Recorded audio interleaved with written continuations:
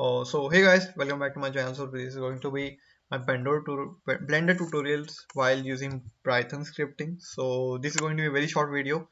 So let's get started first. So this is our 3D model and the camera, as you have seen, like in the title also I've mentioned, like we are going to be deleting this code, this environment.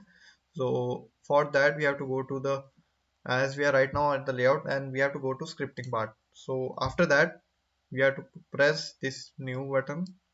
So I have already wrote the code, so I'm just going to copy and paste it over here. So I'm just going to be explaining this code very quick.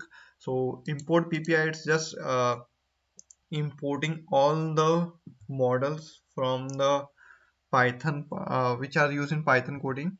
So like import math, if you have already know about Python, like import math, it's just a class.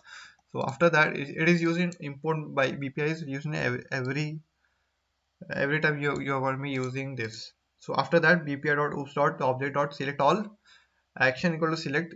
This is only a basic command to select all the scenes in the environment which are present, like sun, object and camera.